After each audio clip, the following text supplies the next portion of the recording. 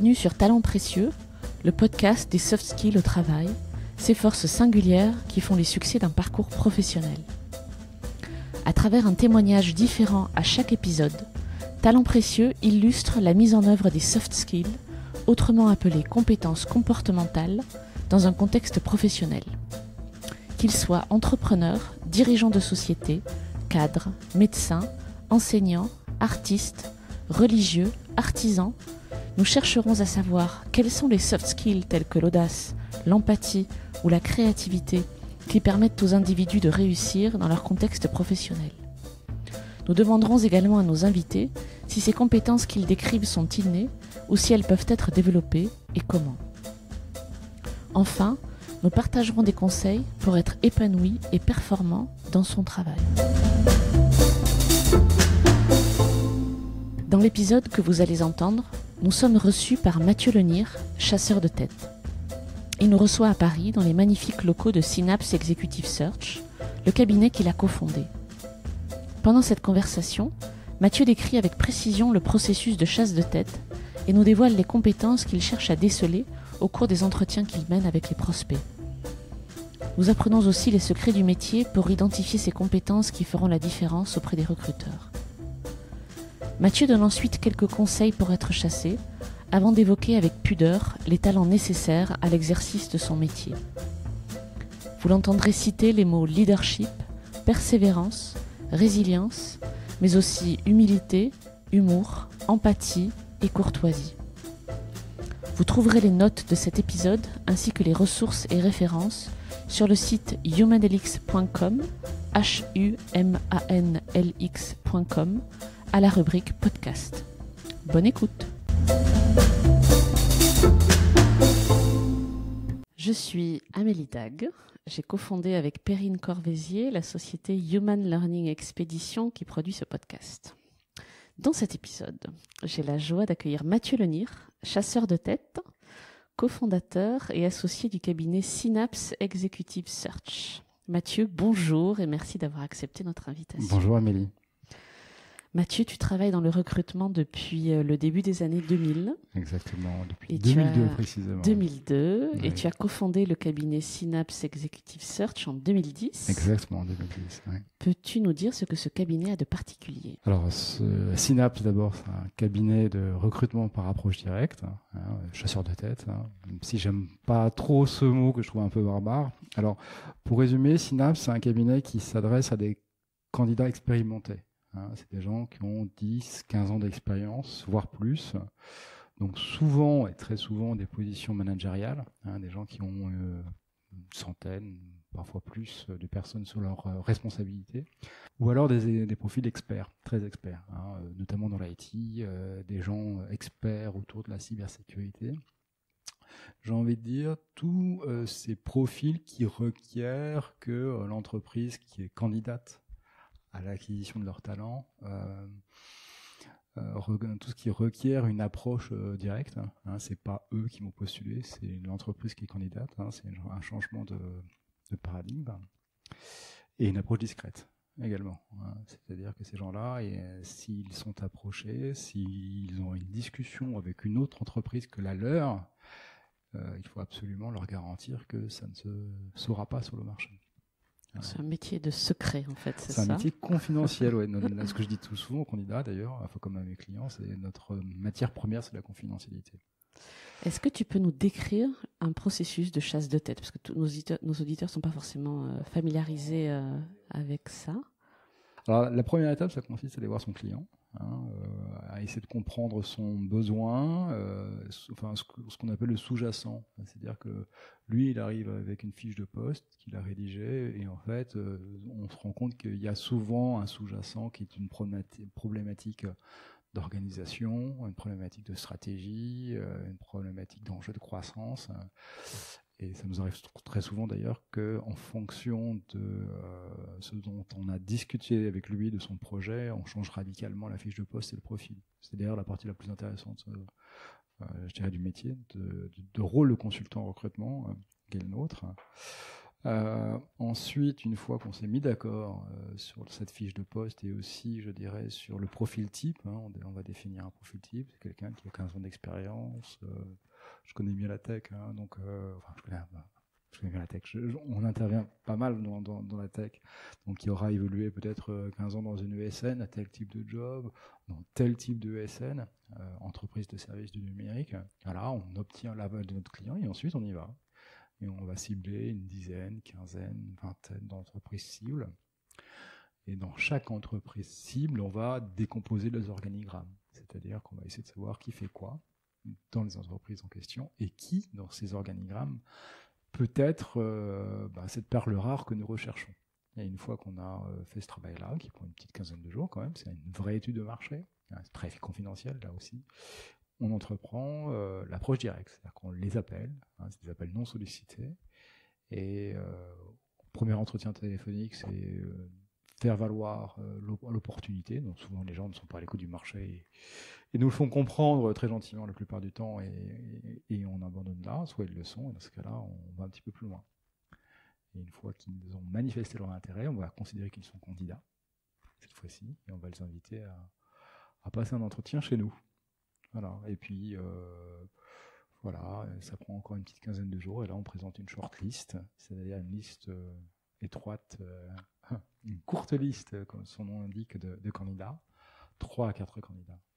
En général, on essaie d'avoir des profils très variés, d'ailleurs, pour que le candidat, et surtout le client, ait le maximum de choix possible.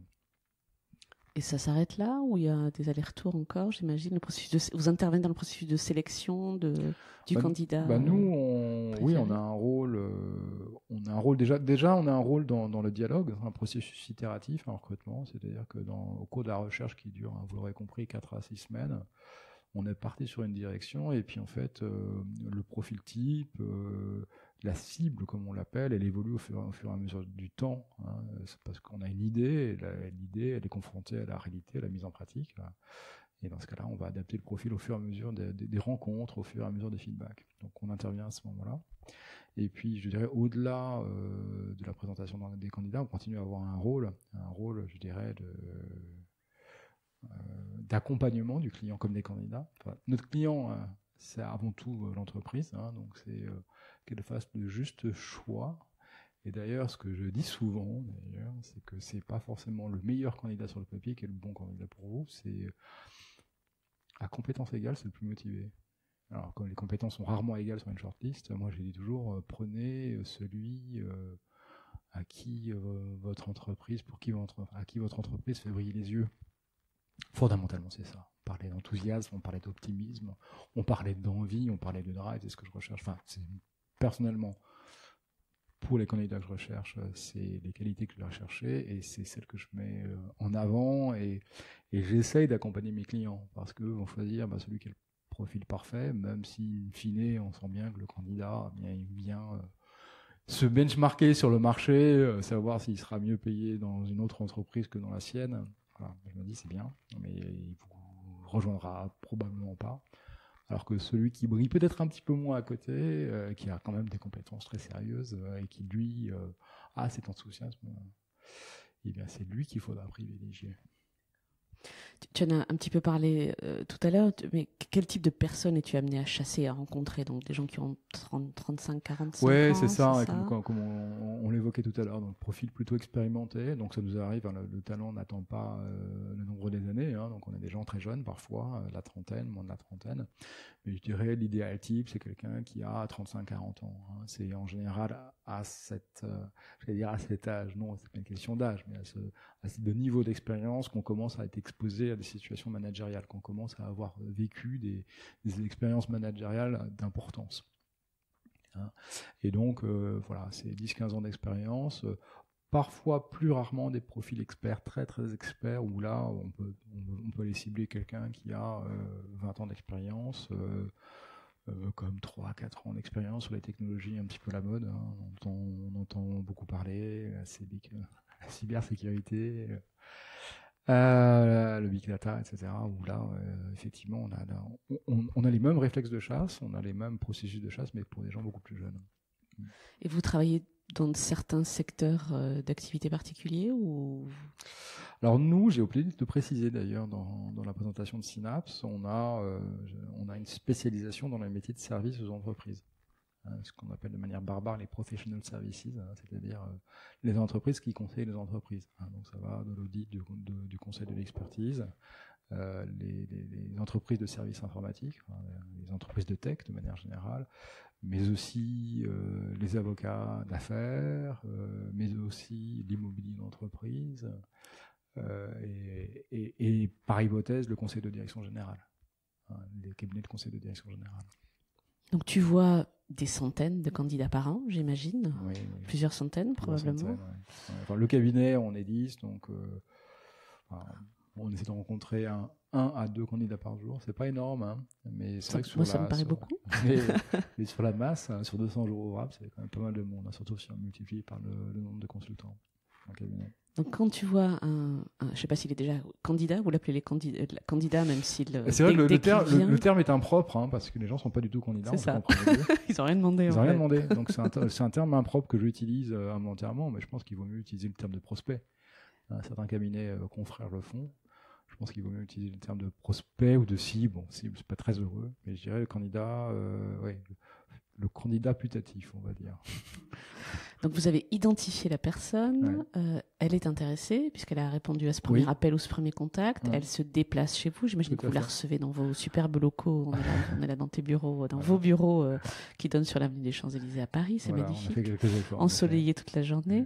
Qu'est-ce que tu cherches à faire au cours de cet entretien? Alors nous on a un double rôle. Le premier rôle est assez intuitif, c'est le plus intuitif pour le grand public. C'est l'appréciation des compétences des candidats, l'évaluation. Le deuxième rôle est peut-être moins évident, plus contre-intuitif, et c'est majeur pourtant et c'est central, c'est le marketing de mon client. Nous sommes l'ambassadeur de nos clients. Nous sommes les vecteurs de la marque employeur. La raison pour laquelle une entreprise procède par un cabinet de chasseurs de tête, c'est souvent parce que sa marque employeur n'est pas suffisante. Donc elle a besoin d'un intermédiaire. Et donc moi, très souvent, je connais les personnes, soit parce que je les ai déjà rencontrées, soit parce qu'elles sont connues sur le marché. Je dirais que dans ces cas-là, il y a une très forte suspicion de compétences. Donc cette partie appréciation des compétences, je vais la faire, mais plutôt en mineur. Et la dominante, je vais la mettre sur le marketing de l'offre. Voilà. En quoi mon client peut être une très belle option dans la carrière de la personne que j'ai en face de moi. Très souvent, c'est absolument pas évident pour la personne que j'ai en face de moi.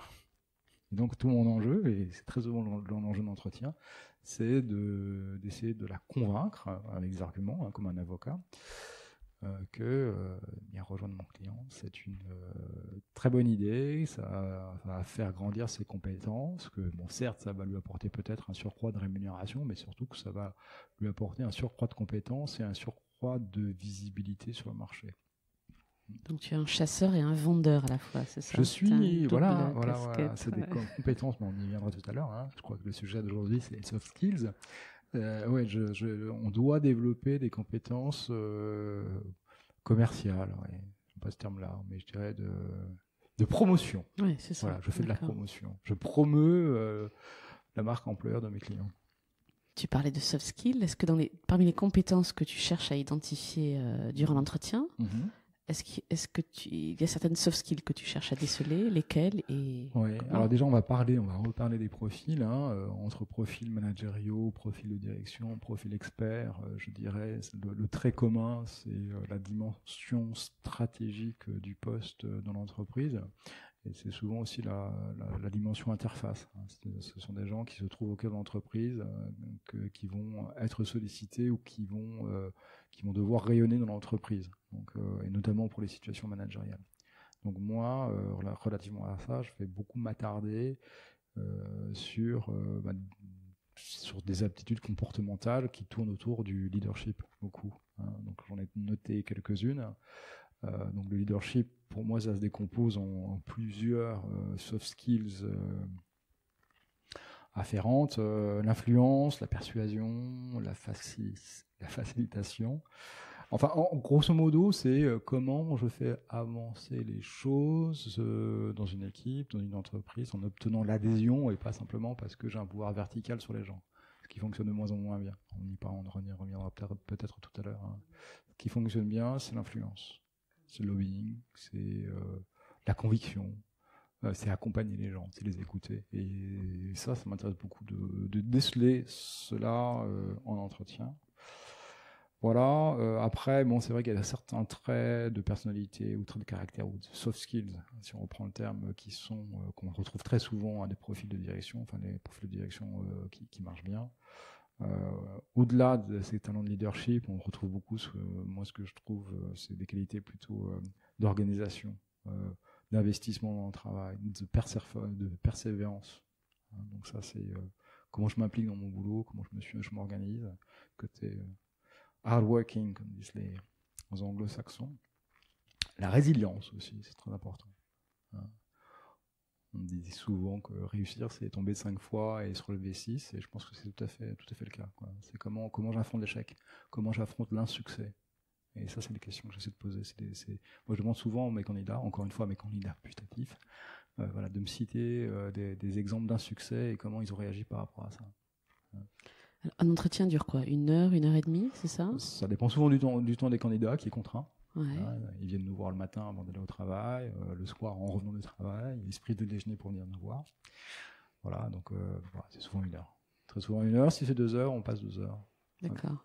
Donc même si ça dure 2 heures, comment tu arrives à déceler l'influence, la persévérance, la résilience en 2 heures moins le temps de promotion de ta marque employeur dont tu parlais? Je ne dis pas qu'on y arrive à tous les coups. On essaye. On s'est beaucoup posé la question. D'ailleurs, on a un peu modélisé ça, on a un peu théorisé ça, parce qu'on fait aussi de la formation aux entreprises pour les métiers non recruteurs. Dans leur formation de recrutement pour les non recruteurs de métiers, voilà, en entreprise, les mots que je cherchais. Alors nous, on a classé les compétences, les soft skills notamment, en 3 catégories. Il y a les compétences qui s'observent.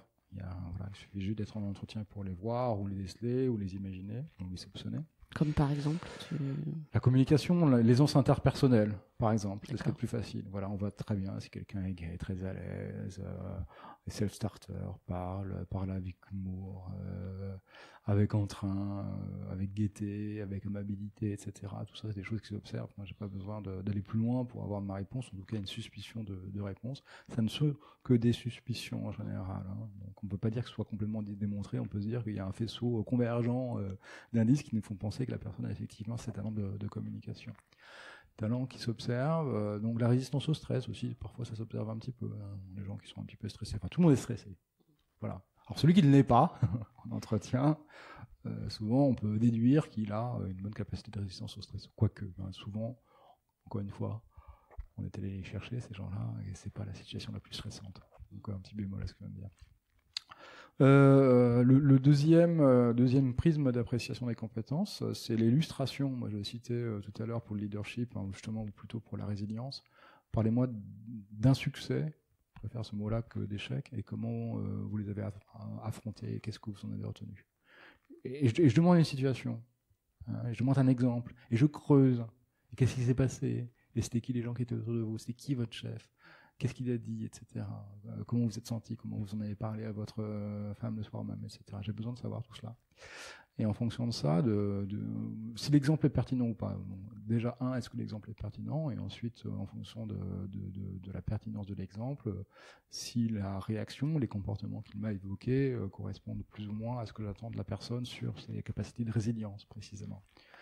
Voilà, ce n'est pas une mise en situation. Enfin, si vous aurez compris qu'on est dans une gradation je dirais, de preuves. Hein. La meilleure preuve, c'est le 3e prisme, hein, c'est la mise en situation. Hein, notamment dans le leadership, idéalement, ce qu'il faudrait faire sur des situations de leadership, c'est mettre le candidat autour d'une table avec 4 ou 5 personnes qu'il ne connaît pas, en situation de discussion de groupe, en situation de gestion de groupe. Et là, on voit les gens. Alors là, pour le coup, la suspicion de compétence est encore plus forte. Voilà. Donc les 3 qu'on essaie d'utiliser. Alors la 3e un peu plus compliquée à mettre en œuvre, hein, parce que dans le cadre de l'entretien individuel d'1 heure, c'est très difficile à faire. Il faut plutôt le faire au cours d'un assessment, d'une évaluation plutôt comportementale dans un cadre de mise en situation. Donc vous faites ce genre de choses aussi, des assessments? On est susceptible de le faire, mais effectivement, c'est une prestation complémentaire. Oui, puis le temps est contraint, j'imagine. Le temps est contraint, ça ça peut prendre une journée entière de faire un assessment complet, voire plus. Toi qui es dans le métier depuis quelques années déjà, Oui. est-ce que tu as vu une évolution dans le comportement de tes interlocuteurs ces derniers temps, qu'ils soient d'ailleurs candidats ou prospects ou clients? Aux clients. Alors, vous me voyez sourire parce que, en tout cas, il y a, je dirais, dans la forme, oui, et dans le fond aussi. Mais c'est deux choses différentes, deux changements différents. Enfin, le premier, c'est plus pour l'anecdote. Je dirais qu'il y a eu des changements, oui, peut-être dans une plus grande légèreté. On va parler d'dilettantisme, ce serait dépréciatif, mais une plus grande légèreté des candidats vis-à-vis des entreprises recruteuses ou des cabinets. Qui se manifestent comment? Par des non-présentations, des gens qui ne viennent pas, des gens qui ne préviennent pas, des gens qui ne vous rappellent pas. Et je partage avec mes confrères, je partage avec mes clients, manifestement le phénomène est plus large que notre simple cabinet et surtout il a tendance à s'accroître. Mon point de vue, c'est que c'est plutôt le pendant positif, négatif d'une bonne chose, c'est-à-dire qu'il y a un rééquilibrage qui se passe entre les candidats et les entreprises. Les candidates sont aussi candidates à l'acquisition de talent que les postulants sont candidats à un poste. Voilà. Donc il y a une certaine parité qui s'instaure et c'est l'effet de cette parité-là qu'on voit. C'est plutôt positif, mais c'est vrai que voilà, la parité n'exclut pas une certaine forme de courtoisie et d'éducation, et je pense qu'on y reviendra très rapidement. En tout cas, on milite pour ça. Voilà, bon, ça c'était pour l'anecdote et pour la forme. Sur le fond, alors oui, justement, j'y revenais sur les situations de leadership ou de management. J'insiste beaucoup sur ce point, vous m'aurez compris. On a vu une évolution, effectivement. Et c'est assez intéressant. C'est-à-dire que chez les candidats, on voit de moins en moins de candidats qui font valoir leur management vertical, leur autorité, leur force. Ce qui pouvait être le cas il y a quelques années. Ce qui pouvait être le cas. Ouais. Ça paraît dingue aujourd'hui d'entendre ça. Et ce qui était le cas, foncièrement, il y a une vingtaine, trentaine d'années, effectivement, un chef, c'était quelqu'un qui savait cheffer, quoi. Bon, et maintenant, les choses ont évolué, à mon avis, pour le mieux. On est plus, et les candidats l'ont bien compris, dans la mise en avant de qualité, d'écoute, on en parlait tout à l'heure, d'empathie, de conviction, d'influence, voilà, l'influence en premier lieu. C'est d'abord, plutôt que de te forcer à faire quelque chose que tu vas faire, mais finalement, tu vas t'arrêter, je serai plus derrière. Je vais essayer de te faire comprendre pourquoi c'est une bonne chose que tu le fasses. Et je vais y mettre le temps. Et je vais y mettre le sourire, je vais y mettre l'amabilité, je vais y mettre l'humour, le cas échéant. Mais ensuite, voilà, on va aller dans ce sens-là. Et ces qualités managériales, effectivement, qui existaient par le passé, donc j'appelle des qualités d'influence, elles sont plus largement et en premier lieu mises en avant par les candidats. Et de même les entreprises. On cherche plus le militaire. C'est des gens qui ont d'immenses qualités, le management militaire, mais je dirais que c'est pas forcément toujours adapté à des entreprises qui elles-mêmes évoluent. On est moins dans des organisations pyramidales, de plus en plus dans des organisations matricielles, voire de ce qu'on appelle le flat management, etc. Et effectivement, ces compétences-là, elles sont de plus en plus recherchées et du coup, pour les candidats qui recherchent, d'autant plus mises en avant. Quel conseil donnerais-tu à un individu, on va dire, qui cherche à être chassé, d'une part, et à un individu qui est sollicité par un cabinet, d'autre part? Alors, ce que je dis toujours, j'ai commencé par la conclusion, mais de manière un peu provocante, je dis toujours, la meilleure façon de changer de travail, c'est de briller dans son travail. C'est le premier vecteur. Faut savoir que nous, quand on va rechercher de l'information, alors on a certes les réseaux sociaux, LinkedIn, etc. Alors on y est très présent, ça nous coûte d'ailleurs beaucoup d'argent. Les CVT, on n'y va pas, quasiment jamais. C'est un point important à savoir. La première source d'information qu'on valorise, c'est celle de l'indicateur, c'est-à-dire de la personne qui est dans l'entreprise. Grosso modo, c'est votre collègue de travail qui va me dire que c'est vous, la personne que je dois recruter pour cela. Pourquoi? Parce que vous avez brillé. Voilà, vous avez brillé en tant que directeur marketing, vous avez brillé en tant que directeur digital, vous avez brillé en tant que directeur financier. Donc c'est très souvent, et d'ailleurs c'est symptomatique, hein, les candidats qu'on va rechercher, ceux qui sont les plus sollicités, les plus appréciés par nos clients, sont très souvent ceux qui ne sont pas du tout à l'écoute du marché, pas du tout en recherche, parce qu'ils sont bien dans leur poste, parce qu'ils brillent, parce qu'ils s'en font remarquer. Donc premier conseil, d'abord, bien faire son travail, le faire avec passion, avec enthousiasme, et c'est comme ça que vous vous ferez repérer, c'est comme ça qu'on vous appellera. Deuxièmement, ensuite, c'est nécessaire, mais pas suffisant, c'est évidemment se rendre visible. Alors se rendre visible en mettant à jour, c'est la moindre des choses, son profil sur les réseaux sociaux. Mon estimation personnelle, c'est que entre 30-40% des profils ne sont pas à jour. Sur les réseaux sociaux, pas complètement à jour, et je trouve ça dommage parce que les gens se privent de très belles opportunités. Quoi, c'est l'expérience professionnelle qui est pas à jour, c'est la photo, c'est l'expérience très souvent, c'est le titre, c'est l'expérience, c'est l'étendue des responsabilités. On a souvent 3-4 ans de retard. Voilà. Bah oui, pour la personne que je vous citais qui fait très bien son travail, il n'est pas à l'écoute du marché. C'est un tort. Hein. C'est précisément quand on n'est pas à l'écoute du marché qu'on a le plus de chances d'être approché. Donc il faut alors c'est contre-intuitif là aussi, mais il faut se donner, il faut vraiment se faire violence pour tous les ans, se dire bah tiens j'ai fait ça. Pareillement, hein, pour bien fonctionner avec un cabinet de recrutement, même quand vous n'êtes pas à l'écoute du marché, et surtout si vous ne l'êtes pas, il faut se forcer à aller voir son interlocuteur une fois par an. Hein. Voilà, et évidemment, les règles de courtoisie, alors c'est toujours plus agréable, hein, si quelqu'un me ferme la porte, nous ferme la porte, c'est pas une raison pour ne pas le rappeler, je le rappellerai quand même, mais si vous avez un rapport de qualité personnel, avec une relation interpersonnelle qui est forte entre un candidat et un chasseur, entre un chasseur et un candidat, on aura beaucoup plus de chances de bien converger, j'allais dire, mais vraiment c'est le cas, de bien converser et de construire ensemble un projet professionnel. Donc ça se construit dans la durée en fait, même si vos missions sont courtes. Voilà. Et des candidats que vous pouvez rappeler des années aller après. voir. C'est presque on est presque des coachs de carrière, quoi. Hein. Aller le voir une fois par an, c'est 1 heure de temps. Quand on est invité, il faut absolument le faire. Et surtout quand on n'est pas à l'écoute du marché. Voilà. Donc se rendre visible, aller voir moi ou mes confrères. Et puis ensuite, il faut rayonner. Il faut rayonner en interne, mais aussi il faut rayonner en externe. Donc il faut savoir prendre la parole sur son métier. Ne pas hésiter à accepter des interviews de magazines professionnels.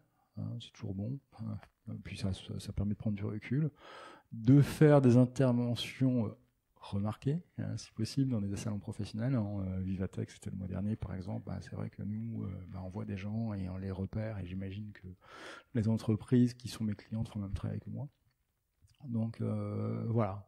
Bien travailler, rayonner dans son travail, faire cet effort de visibilité, communiquer avec mes confrères et avec Synapse, et puis prendre la parole, hein, prendre la parole sur son métier.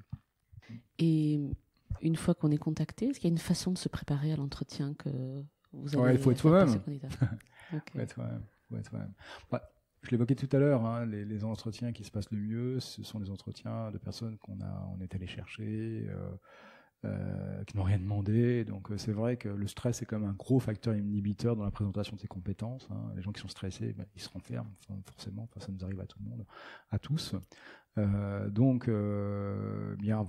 Quelqu'un qui est à l'aise parce qu'il est chassé, c'est vraiment l'opportunité d'être soi-même et de parler en toute transparence. Et en général, c'est quand même là où on fait la meilleure impression.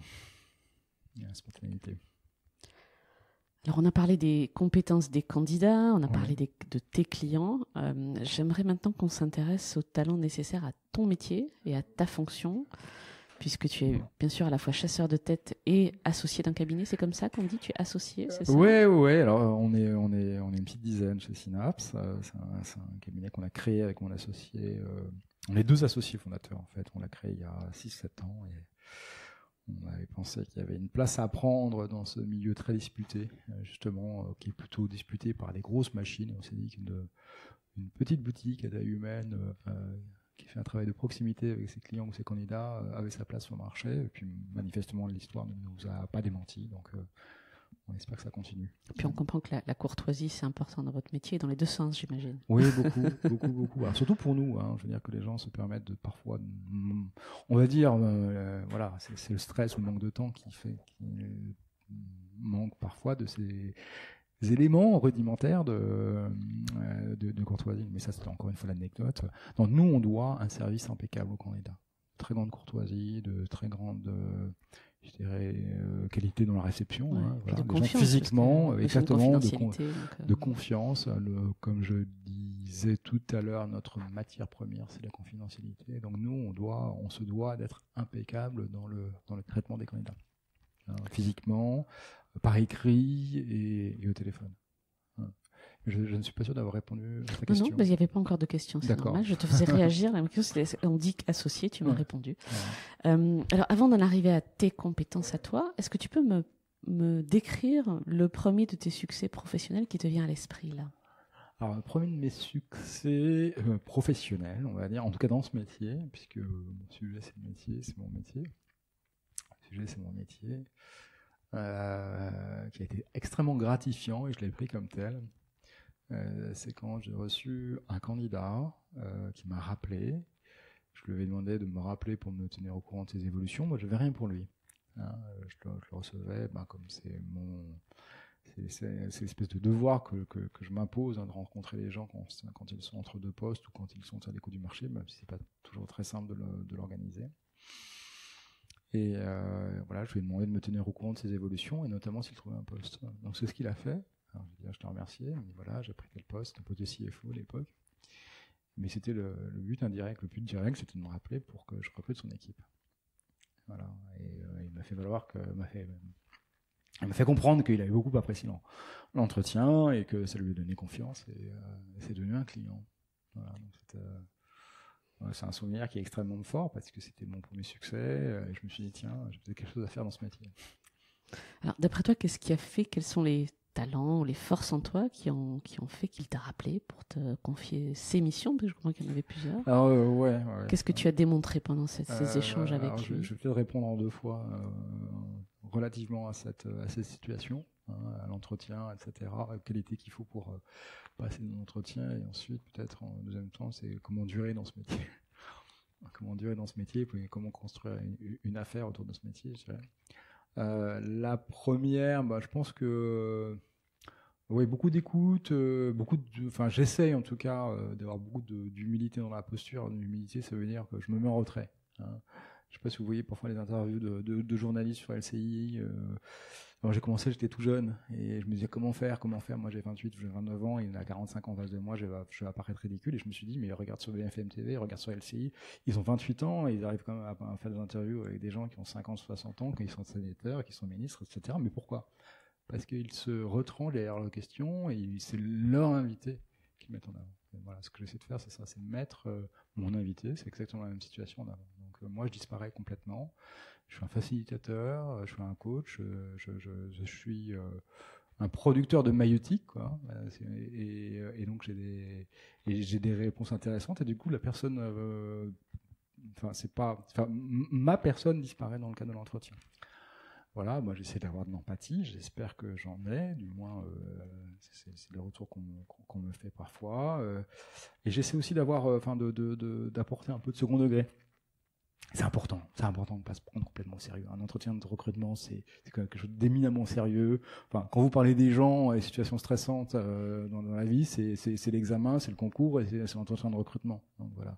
Donc en apportant un petit peu de légèreté, un peu d'enthousiasme, un peu d'humour, un peu de prise de recul, je trouve qu'on aide beaucoup à faire avancer, à faire que c'est un moment agréable, à faire l'entretien un moment agréable, un moment d'échange, un moment aussi de rencontre personnelle, parce que voilà, on rencontre des personnes, in fine, on est humain.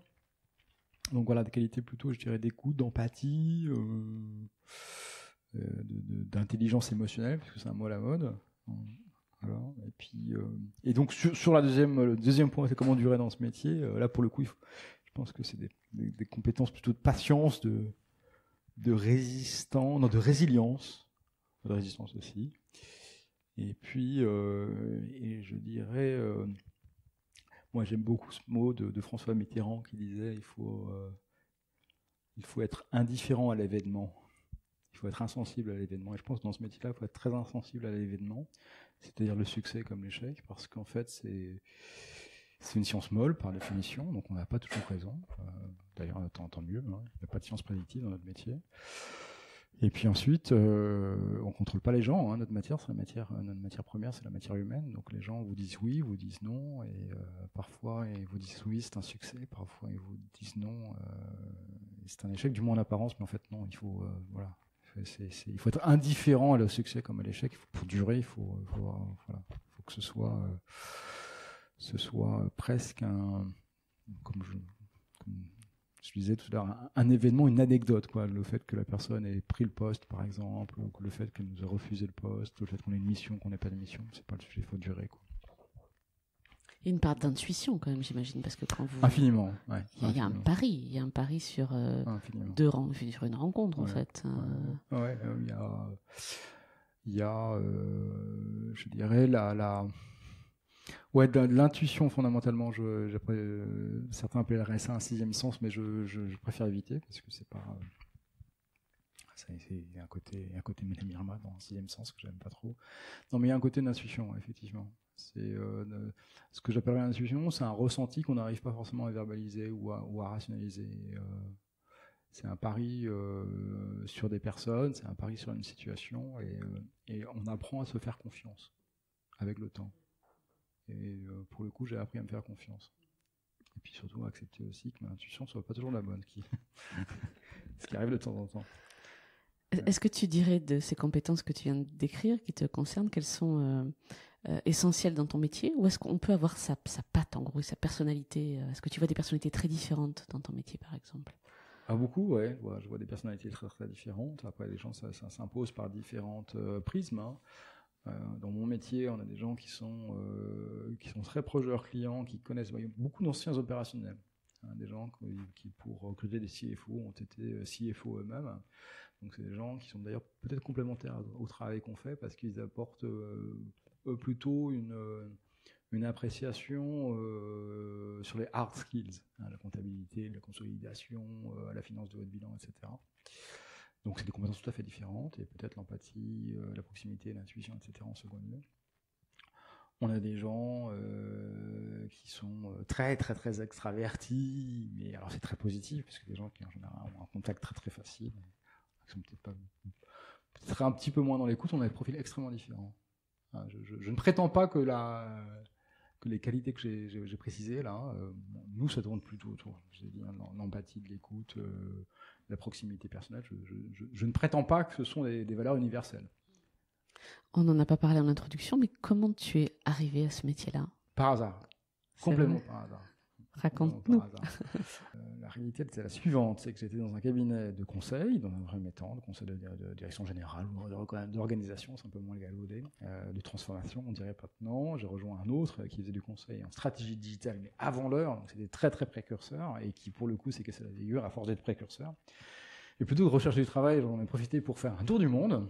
Et c'était en septembre 2001, donc je ne sais pas si vous vous rappelez, en septembre 2001, ce qui s'est passé, c'était un petit peu compliqué, et en fait, le marché du travail s'est arrêté du jour au lendemain à cause des événements malheureux du 11 septembre. Et moi, je me suis retrouvé revenant de voyage, et je pensais avoir plein de jobs, plein de propositions, plein de sollicitations, parce que c'était l'époque Internet, etc. Et ça fonctionnait très bien, et en fait, rien du tout.